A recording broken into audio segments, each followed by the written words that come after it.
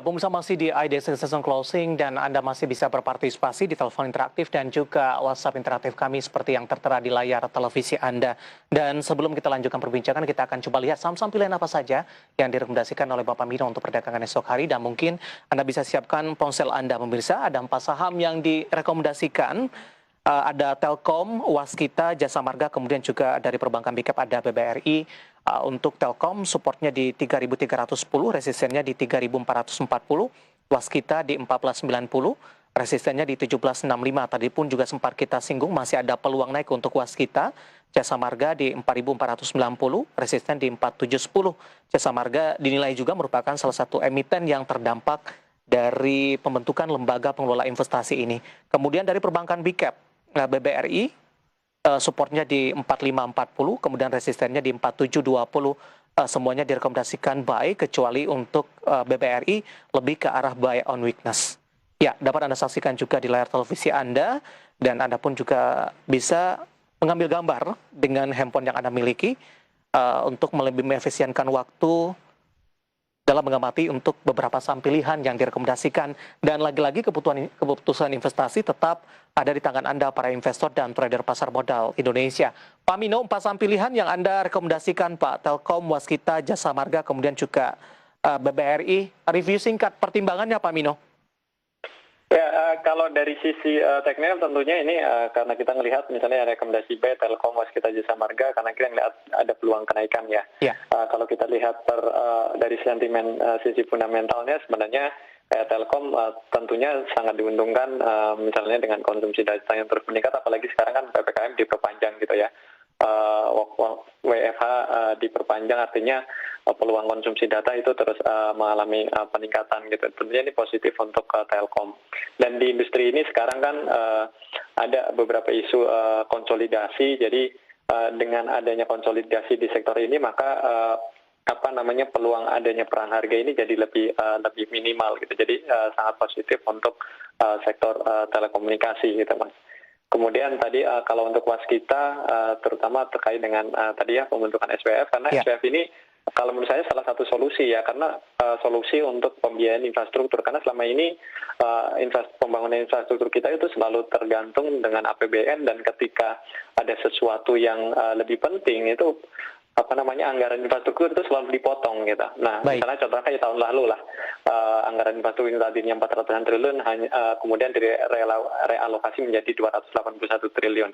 Nah, dengan adanya SPF ini bisa menutupi kelemahan tersebut. Jadi nanti pembangunan infrastruktur itu tidak lagi tergantung dari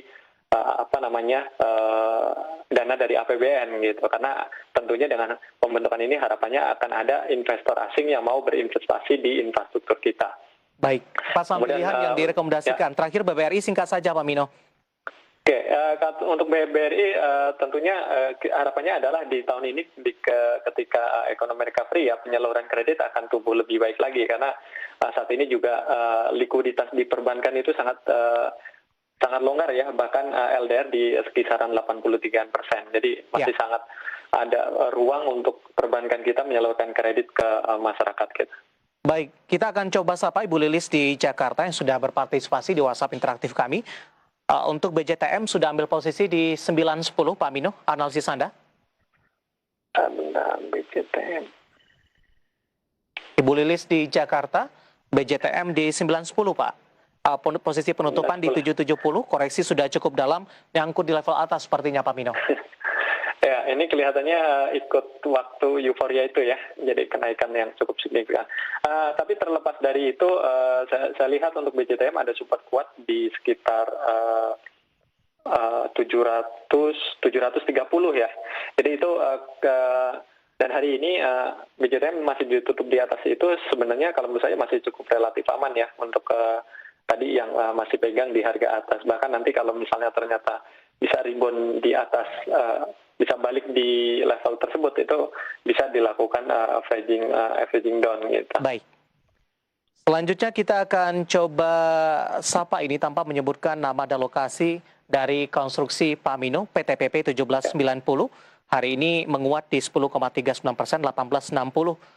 Sudah profit sebenarnya. Prospek untuk esok hari, Pak Mino, meskipun tadi PTPP di sesi pertama mengalami koreksi yang cukup dalam juga, Pak Mino. Iya betul. Jadi kalau untuk PTPP saya lihat memang hari ini menguat signifikan dan ditopang oleh volume juga ya. Namun memang masih tertahan di bawah MA5, artinya masih di bawah resist trendline bearish jangka pendeknya ya.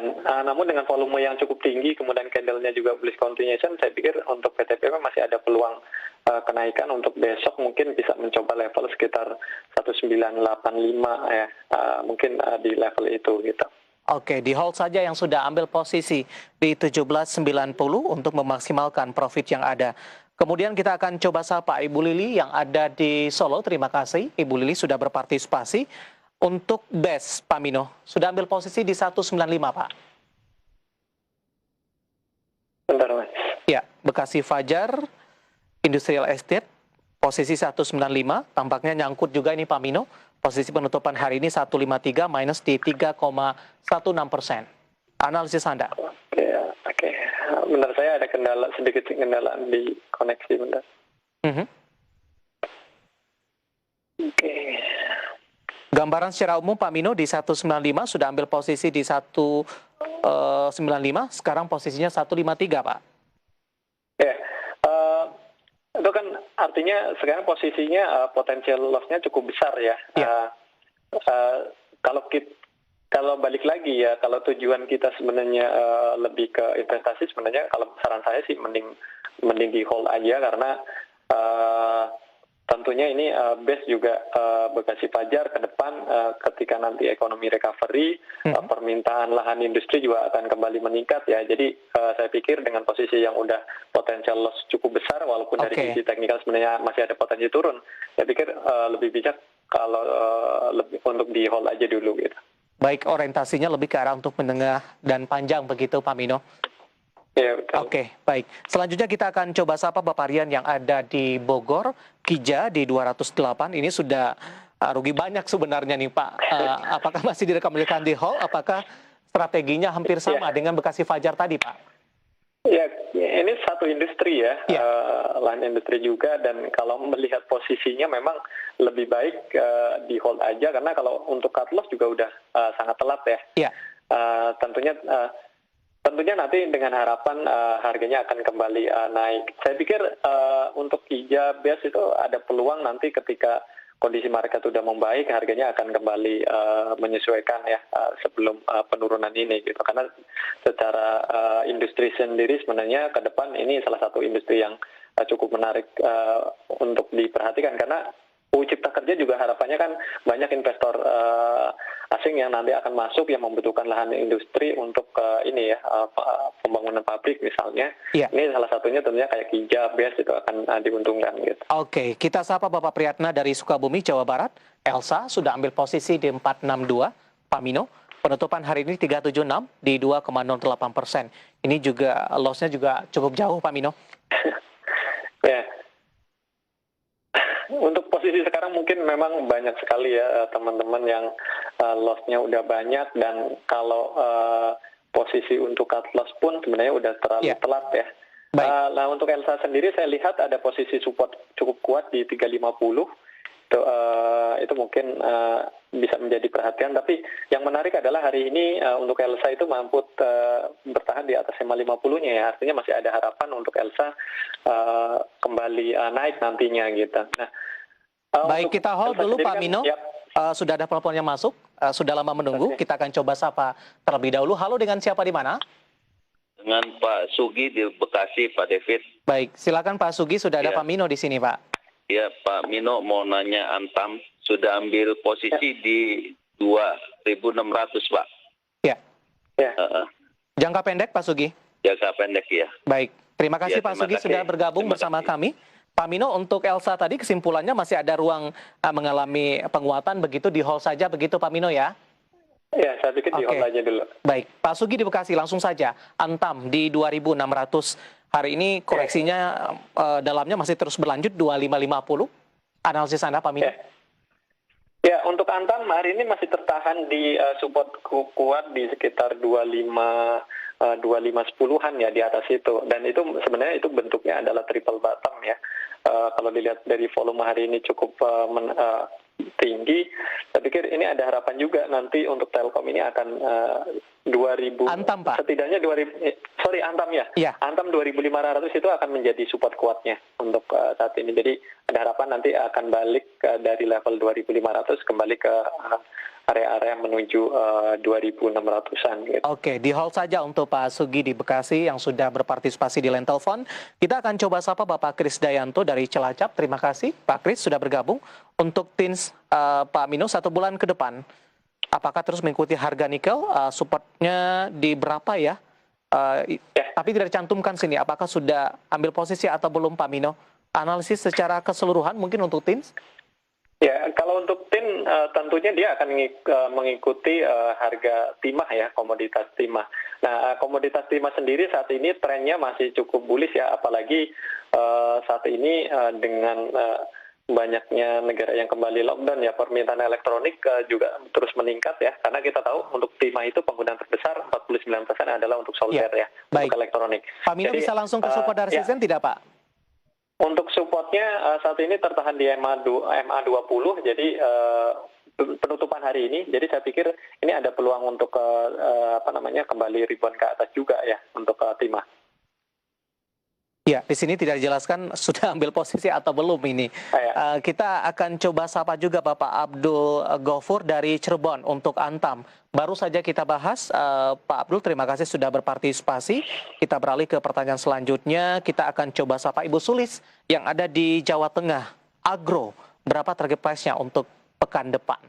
Analisis Anda untuk agro, tekanannya seperti apa Pak Mino untuk agro? Ya, kalau untuk agro saya lihat trennya masih cukup bearish ya. Ini karena memang kalau menurut saya juga kenaikannya waktu itu terlalu ekstrim ya. Kenaikan tidak maksudnya terus menerus, dan ini dampaknya sekarang adalah penurunannya juga relatif terus berlangsung ya, cukup besar gitu. Nah, kalau saya lihat ini untuk agro memang masih ada potensi turun ya di sekitar 840-an. Tapi lagi-lagi kalau misalnya ini kalau misalnya mau cut loss, ini saya pikir udah agak telat banget sih sebenarnya kalau untuk agro gitu. Baik Ibu Sulis yang ada di Jawa Tengah, untuk target price-nya minggu depan Pak Mino, tekanan masih akan tetap berlanjut tidak Pak? Ya, setidaknya untuk tadi agro akan kelihatannya akan menuju ke level 800-an dulu. Baik, kemudian kita akan coba sapa Wawan yang ada di Lombok. Lagi-lagi dari konstruksi, ada Wika di 1955 Pak Mino. 1955. Oke, ini kurang lebih posisinya sama ya dengan konstruksi yang lain. Memang masih ada peluang kenaikan, saya lihat yang peluang kenaikan mendekati ada di sekitar 2070 ya. Itu level yang nanti perlu diperhatikan. Oke, 1955 lebih direkomendasikan di hold. Penutupan hari ini di 1965 ada potensi ke 2070. Kita masih punya satu segmen lagi Pak Mino, nanti kita akan lanjutkan, dan pemirsa tetap bersama kami. IDX Second Closing akan segera kembali sesaat lagi.